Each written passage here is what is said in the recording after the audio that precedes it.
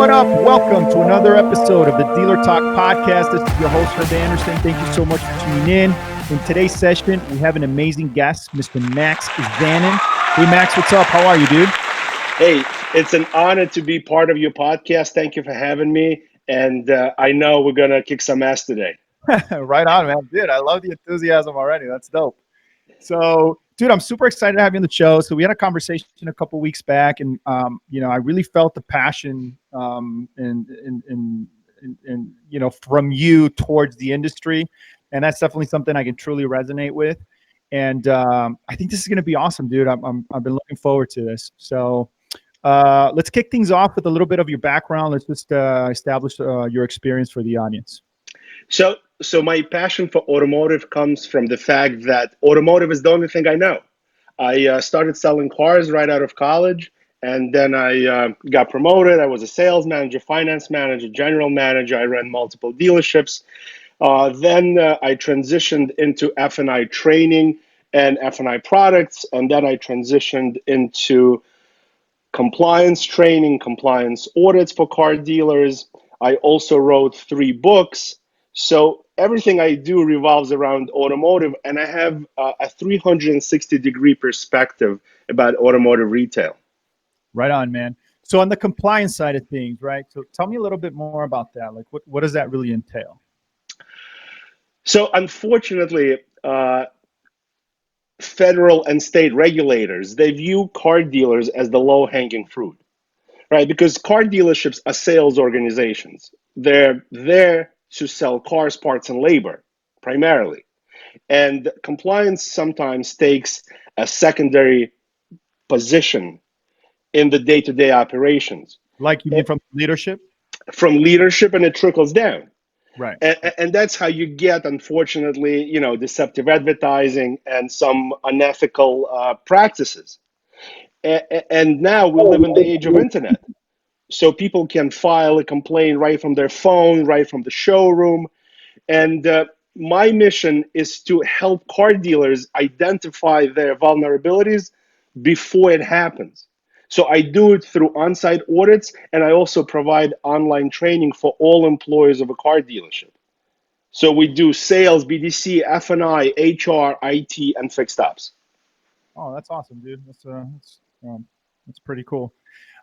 So I wanted to talk a little bit more about that, but I really wanted to kick things off with the conversation that you and I were having offline about kind of the state of the industry, and in particular, how you see things kind of developing in the future, if you will. So I think, and I want to preface this by saying that I'm totally okay if your listeners think that I am an alarmist or I'm being paranoid, because only the paranoid survive, Yeah. right? Oh, right. Hey, listen, we got to look at everything, man. So I feel that automotive retail is under attack from multiple angles. I'll give you a few examples. You have Carvana on the digital retail side.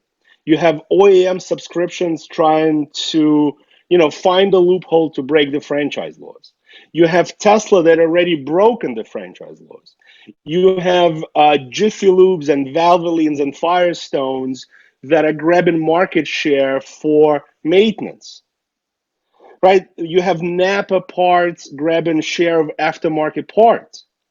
So unless car dealers really get their stuff together, they're being pulled apart by so many entities. Yeah, I kind of agree to a certain point on some of those on some of those topics. Excuse me, but in particular, I wanted to kind of explore the kind of the Carvana side, if you will, the purchasing vehicles online and that whole deal. Like, what is your perspective on that, and how do you see us as a dealer kind of preparing ourselves against that? So I'll be honest with you. Carvana is the only thing that keeps me up at night, because I think that I am reliving in slow motion another Amazon, another Netflix, another Apple, right? Because the all the signs are the same. I remember when iPhone came out, I was a hardcore BlackBerry user, and there was no way that I was going to switch because iPhone did not have a physical keyboard, right? And there were millions of people like me, and we were all proven wrong, right? And then you have Netflix, right? And I used to be a card carrying member of Blockbuster, right? And Blockbuster believed that their customers like coming to the showroom and talking to their employees about movies. And they also ended up being wrong, right? And then everybody was laughing at Amazon, especially when they came out with Kindle. Barnes and Noble refused to come out with their own electronic reader, right? Because they felt there was no market and no demand for it. Plus, it was undercutting their own profits because Jeff Bezos decided to sell every book for $9.99 on the Kindle. And it was actually undercutting his own profit selling books in a traditional format. So now when I talk to dealers about Carvana, I feel the same resistance. The only thing they're saying is that Carvana is losing money, right? And all of these companies lost money before, right? It's built into the business model. Amazon was unprofitable for a multitude of years.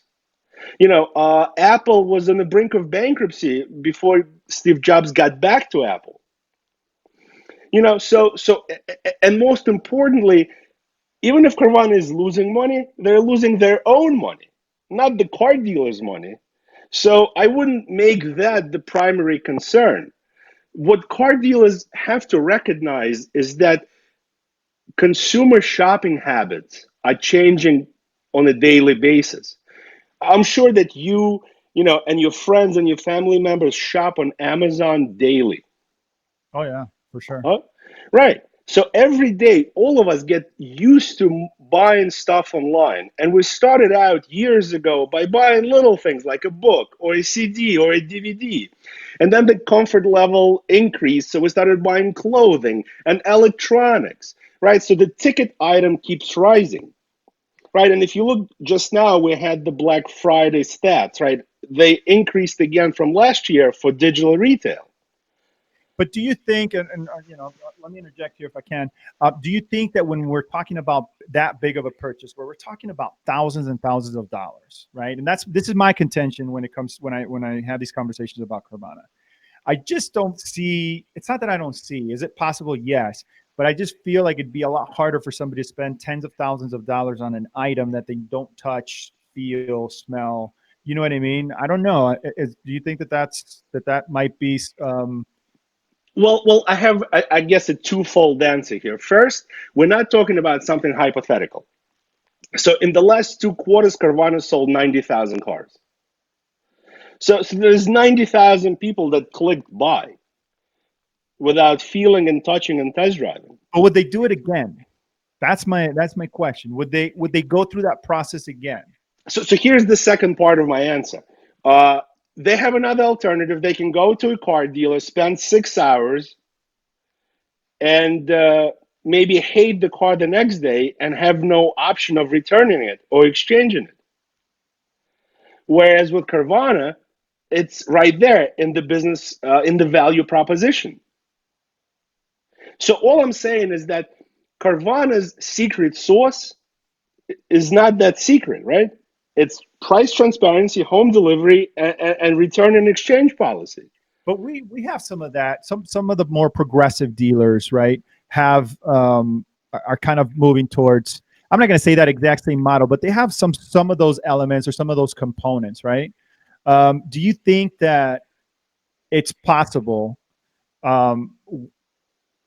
or better yet, do you think that it'd be advantageous for dealers to start finding or trying to figure out a way to directly compete in the sense of offering customers some sort of an alternative to making that purchase fully online? Well, I think that the longer car dealers delay, the more opportunities they give consumers to try out Carvana. Yeah, but they have a big how do I say it? Like there's a big differentiator, if you will, when it comes to making that purchase through somebody like Carvana, and that's the service side of things, right? So that's my biggest like I said, my biggest differentiator when it comes to that experience is, okay, I can buy that car, but the dealer offers me the opportunity to service that vehicle, um, you know, but with certified technicians and all those things. So in theory, this is the right approach. But if you look at it in practice, and if you look at the service retention, right, we're hovering at 30%. That means 70% of dealership customers, even though they know that dealership has certified technicians and OEM parts, they choose to go elsewhere because it's more convenient, or the perception is that it's going to be less expensive. So we are squandering this fixed ops opportunity to begin with without Carvana, right? And just think of it from the perspective of a Jiffy Lube, right? You would wake up every morning if you were a Jiffy Lube franchisee or a Jiffy Lube franchisor, right? Or the owner of the corporation. And you would pinch yourself thinking that the only reason that you're in business, right? The only reason is because car dealers cannot schedule an appointment for an oil change. I don't know, man. See, so I come from the fixed operations side of things, and I agree that there's in the dealership the market share capture is low. Yeah, I think industry average is 26-30%, if I'm not. Right, right. So I see that, but I also don't think. I also believe, and I know from firsthand experience that those types of businesses can offer all the amenities and all the differentiators that a dealership can. I think the issue is when that we're not promoting it, that we're not telling our story in the best way possible. And then and then obviously we could do better on the servicing side of things, like offering I don't know, flexible hours or pick up and drop off, and some of those things to give the customer the convenience factor back. So again, I think two things here. First, we need to come to come to terms with the fact that we have to meet customers on their own terms, right? So if I'm busy and I'm working, and the only time I have available to service my car is at 10 o'clock at night, and you are not open, then I have to go elsewhere, Right. right? That's part number one. And part number two is that Carvana is doing a phenomenal job positioning itself as a non-car dealer by offering all those things, right? So you're right. Car dealers need to tell a better story. So remember, there was a campaign by the milk manufacturers. Got milk? Oh yeah. Remember? Yeah. Right. So they didn't care what milk you were going to buy, right? As long as you were buying milk. So I strongly believe that car dealers need to get together, right, and hire a PR firm. Don't forget, car dealers are not poor; they're not broke. There are 17,000 rooftops in the country, right? We're talking about billions of dollars in revenue. Set aside a little budget for the national campaign to improve the image, right? Because listen, let's be honest, nobody likes car dealers, and the stereotype is there nationwide. Yeah. So imagine if we pulled off this, campaign on a national level and changed, at least made an attempt to change the perspective of a everyday consumer. Yeah, no, I mean, I get that. I think that's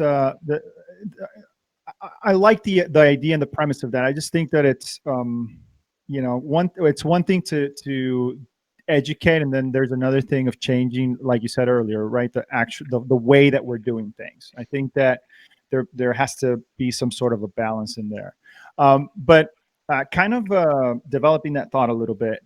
So, do you think that okay, how do I say this? So we have a generation of leadership within the business, right? That are I don't want to say about to retire or kind of exit the industry, but getting close, right? And they've been through a lot of changes in the industry with the era of the internet and everything since then, right? Digital marketing and all those things. Do you think that there may be a little hesitation of, oh man, here's another thing that we need to change. Here's another change that we need to get adjusted to. And then on the flip side of that, the generation that's coming in, the younger generation, that it's 100% fully, embrace technology and wants to do things where maybe they're going too much on the technological side, because I think that doing it all at once can also be dangerous. There's got to be some sort of a balance, right? Small implementations, change things and adapt and maybe even improve, but you got to do it at a pace. I think that, what are your thoughts on that? Do you think that we may run into a clash of generations, if you will? So I think that the older generation is really not interested in change. And I completely understand why. Because if you put yourself in their shoes, right? And let's say, you look at the last 8 years, and these 8 years were probably the most profitable years of your life if you are a dealer, right? Every year we were touching 17 million units. Right now we have consumer confidence through the roof, right? We have the lowest unemployment in 50 years, low interest rates. So this environment allows you to sell cars the old-fashioned way. And there's a total disconnect, right? Because why should you change if you're still laughing all the way to the bank, even though your kids are telling you, right, that maybe we should do something on a digital front. So that's, I guess, why the older generation is a little hesitant. Now, the younger generation has another problem. They might be very enthusiastic about digital, but a lot of the younger generation really doesn't have any concrete knowledge on how to sell a car, right? Because they were sheltered by their parents. And a lot of second generation kids, they never worked a day in a car dealership. And a lot of them have no interest in working in a car dealership at all. Yeah. Yeah, man, I don't know. I think it's definitely an interesting time in the industry. You look at generational changes and you combine that with just the rapid pace of technology and everything. So, yeah, it's exciting to see how things are going to develop. But that also leads to a lot of opportunity, right? I think that the more progressive dealers and the more progressive leaders like Brian Benstocks and some of the stuff that he's doing, I think that there's a lot of opportunity, man. I think that there's a lot of opportunities for dealers to kind of differentiate themselves and get into the sweet spot of just of a lot of profitability and just taking a lot of market share, because I feel, and I've said this on the show multiple times, but I feel that if you just tweak your process a little bit, it's really different than what consumers have available right now, and they're going to be attracted to that. So I'm glad you brought up Brian Benstock, because he's not a millennial. He's probably 25 years older than a millennial, but he thinks like a business person. And at the end of the day, it doesn't matter if you're a millennial, Generation X, Generation Z, or baby boomer, right? At the end of the day, all you want is convenience. So if downloading a Netflix movie is more convenient than going to Blockbuster, he's using the same approach and saying, don't come to my service department. I'm going to offer pickup and delivery. I'm going to pick up your car when it's convenient for you, most likely at night when you don't need it. And I'm going to bring it back to you in the morning so you can go back to work. And you don't have to spend a minute in my service department waiting. And not only that it generates convenience, the proof is in the pudding. His dollars per repair order more than doubled. Not to mention the repair order count being open 24/7. Yeah, but there's not a lot of Brian's out there, man. That's just, Exactly. So we keep going back to progressive dealers, but if we're honest with ourselves, right, what's the percentage of the dealer body is truly progressive? Because I live in New York City, right? I am 5 miles away from Brian Benstock's dealership, right? And it's not a secret that he's open 24/7 and he offers pickup and delivery. I am yet to see another dealer in New York City doing the same. Copy it. Yeah. Yeah, man. I agree. I think that, but it goes to my point, right? So, if you just tweak your process a little bit, and I don't know, maybe open 24 hours for you doesn't pencil, but maybe it's, I don't know, you Uber your customers, or you Right. have a ballet system in your, I don't know, man, whatever it is. Maybe you have a Jeep track in the back of your Chrysler store, and you let people take a couple of cars and run them. You know what I mean? But I think that um, if you really wanted to differentiate yourself in the market, you would find something, and it would stick, because consumers are just used to the same deal. And going back to the Carvana thing, like I would like to see those numbers, and I don't, I think it's too soon to tell, but I would like to see how many of those initial buyers completely switch to that model moving forward. Because I think it's cool, right? Like the whole premise of, oh, I can buy this car online and it's delivered to me. But do you think that those customers would actually become lifetime buyers in that way? Like they would become, they'd completely switch to making that purchase 100% online? I don't think so if the model stays the way it is. However, if Carvana decides to move towards phase two and open up Carvana service centers that are going to be dedicated to servicing their customers, and again, use technology and all the tools that dealers choose not to use to make it more convenient and more user friendly for their customers, they will be extremely successful, and it'll be very sticky, because if you had a good experience buying a car from Carvana, most likely you will give them an opportunity to maintain your car if it's painless. Yeah, yeah. I mean, we'd have to see that system. We'd have to see that model. My mind goes to, well, are they using factory parts, and are are the certified technicians through the manufacturer and all those things. But yeah, I mean, I agree, dude. At the end of the day, convenience, it's hard to beat. It's hard to beat convenience. Exactly, and I don't think customers obsess about OEM parts. I mean, you don't get an OEM oil filter at Jiffy Lube, but they're eating everybody's lunch. Yeah. So, okay. So let me pose this question. Like, if you were in the game today, right, based on your background and your experience, hopefully this could be something that we could leave as a kind of as a takeaway for the audience. But what's the one thing that you would be doing as a GM or a principal right now to prepare, right? So I will go completely transparent on my website, right? Because those days when customers used to come to the dealership before visiting your website are over, right? So your first impression is your website. So if I come to a dealer's website and I can't figure out what the price of the car is because I have to fill out a form to get the e-price, I'm out. Well, I think this is where maybe we might disagree a little bit. But do you feel like that's still common practice? Like, I don't see a lot of that, man. Like, I see. This is all I see. This is all I see. There's no pricing. Contact for price, email for price, too low to show, unlock e-price, whatever it takes to grab the information, right?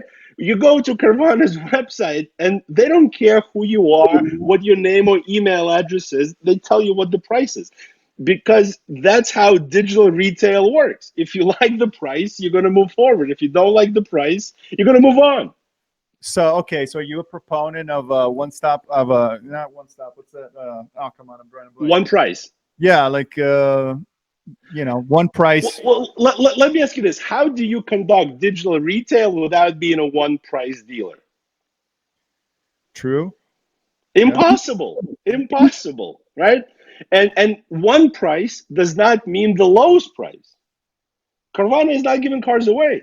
They're at $3,000 a car. So people are willing to pay the premium for convenience and transparency. Yeah, I don't know, man. I don't. I'm not at flat rate pricing is what I was trying to say earlier. So I don't. I'm not going to say that it doesn't work, right? Because obviously there's some pretty good examples of it, you know, being advantageous. But I just think that customers like to shop in the sense that we've kind of gotten accustomed, right? Or we've made the consumer used to negotiating the deal when it comes to buying a car. And let me just develop that because one of my biggest I it drives me insane. But this is the only industry that I can think of where consumers expect you to show the invoice price. And dude, this is a business. We're here to make money.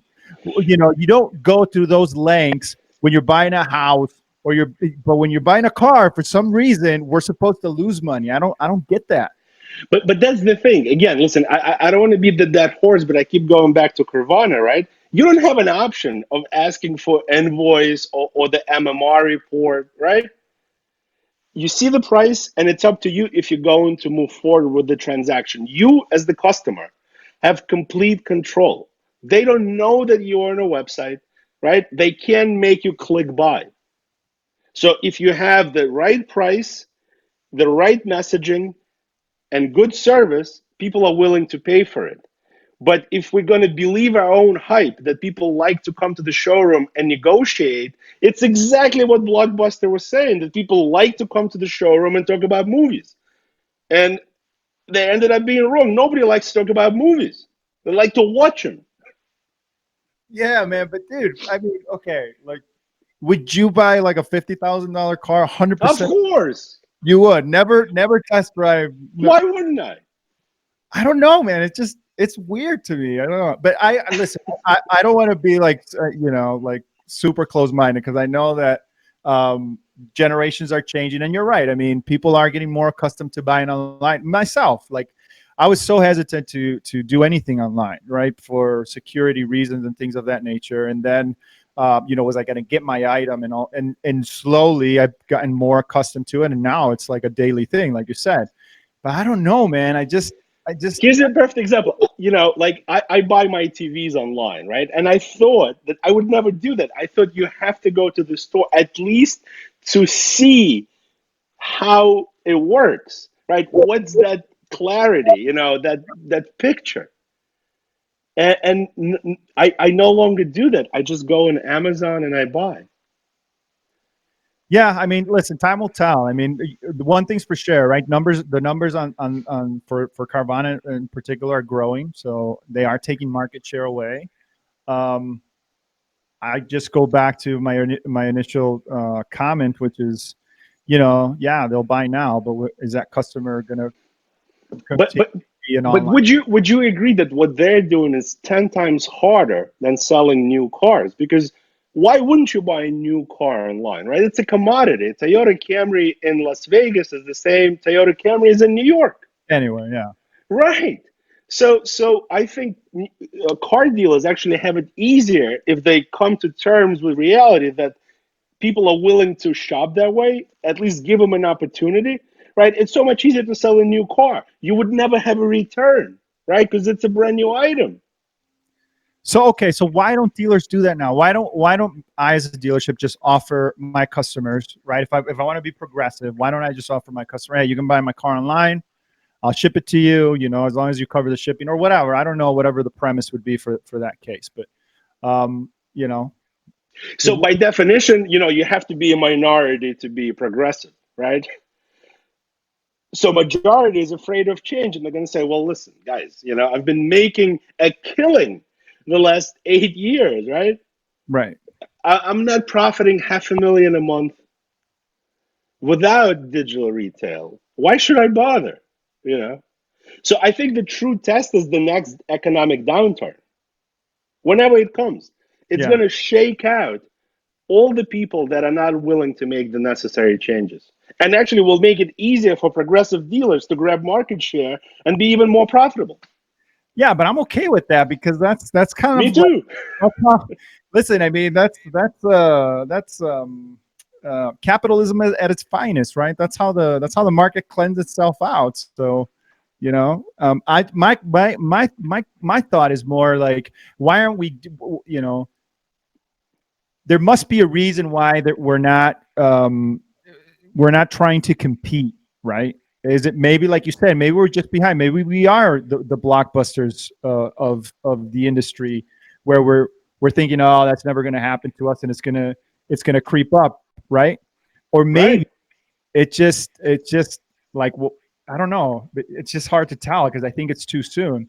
But one thing's for sure, man. Like we have to be paying attention because the numbers are increasing. The market share is going away. Like we're losing market share to that model, and we got to do something, right? We have to prepare ourselves. You You know. see, things change rapidly if you look at it from long distance. Just imagine 10 years ago if I told you that we will do this interview through a phone and an AirPod in my ear, right? And my phone does not have a physical keyboard, and we're doing it through a Wi-Fi connection, right? I would say that you're absolutely insane. It's impossible, right? This would be impossible 10 years ago. Yeah, no, but like I said, I mean, we do have to, as an industry, I think we have to start looking at that. But it's just hard, man, because like the numbers, it's just not that it's growing, but I don't feel like there's that sense of urgency yet for the industry as a whole. So you know when the sense of urgency is going to kick in? Two scenarios: either an economic downturn, or you wake up one day and there's a press release that Amazon bought Carvana, Hmm. right? And then everybody's going to kick into this insane gear trying to figure out how to survive. Because if you give a choice today to a consumer to buy a new or used car from any dealer on planet Earth or from Amazon, they're going to go with Amazon regardless of the price. Yeah, and then the other thing to just to add to that is, like you said earlier, it's kind of like I don't want to say brainwashing, but buyers are getting used to clicking the mouse for their purchases. You know what I mean? And so Sure. that's definitely something that we have to, as younger generations start growing up in that environment, it's just more likely that's going to So translate to everything else. I, I think OEMs also need to get more involved, right? Because you know how they have these facility upgrade requirements where they make dealers spend millions of dollars every 10 or 15 years to, make their buildings into museums. Hmm. But we are going into the age, right, when we most likely don't have to go there. So maybe the OEM concentration and focus should be on revamping dealers' websites, because some of these websites are so antiquated Yeah. that it's almost embarrassing. No, I agree, man. I don't know, dude. It's just maybe I just don't want to live in a world where customers are not test driving their vehicles and bringing their vehicles into the dealership for service. But again, like you can't think like that. You gotta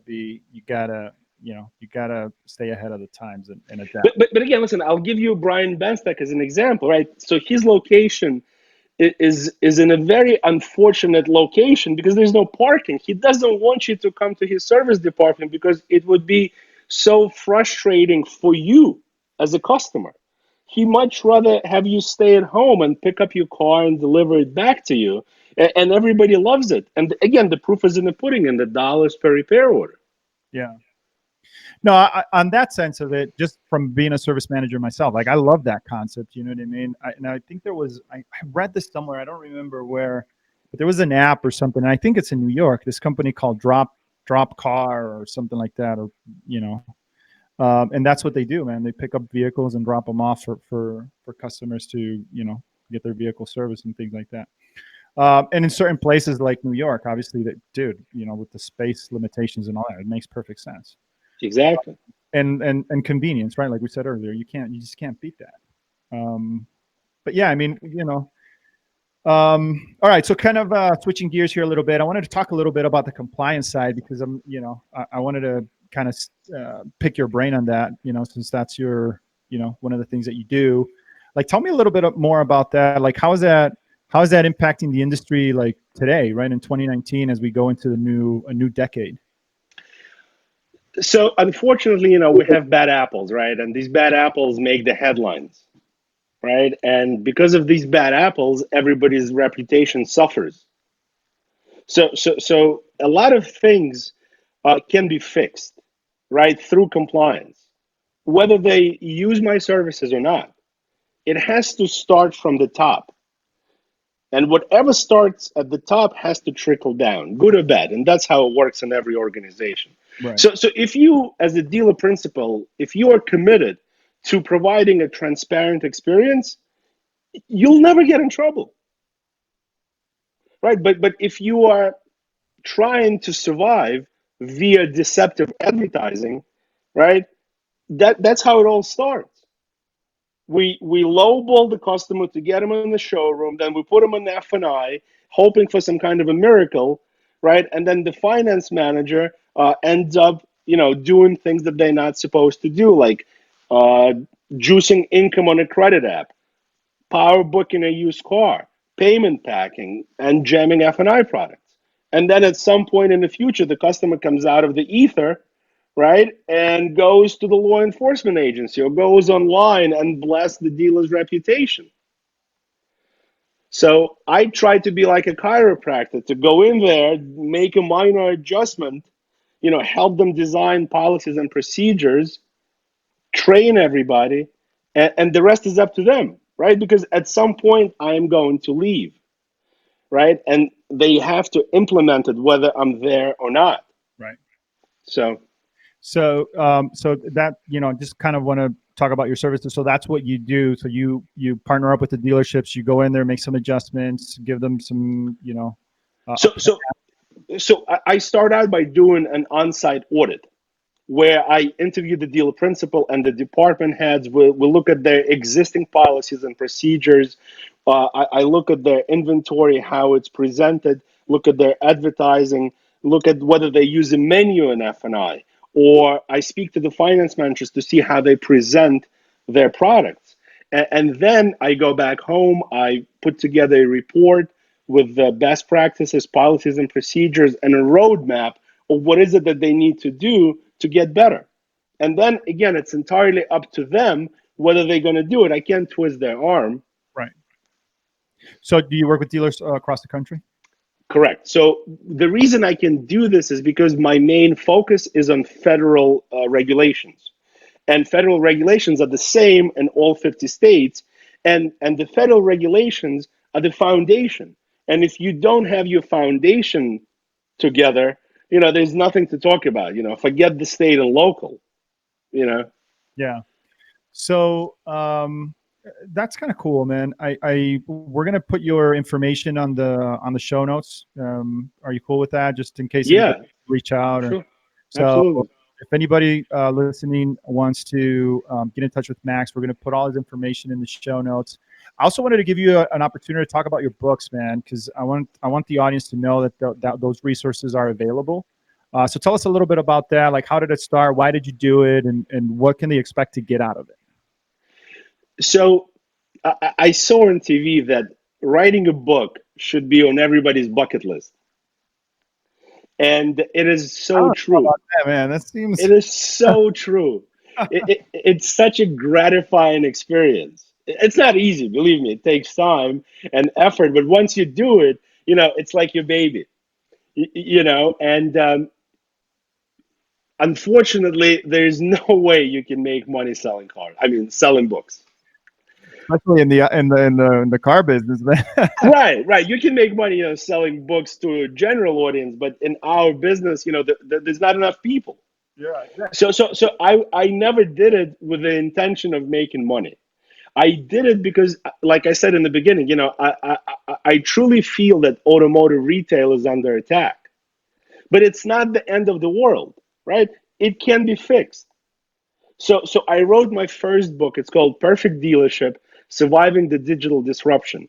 And I dedicated each chapter to a department. And it has a step-by-step explanation of what we need to do to effectively compete in sales, BDC, F&I, HR, IT, and fixed ops.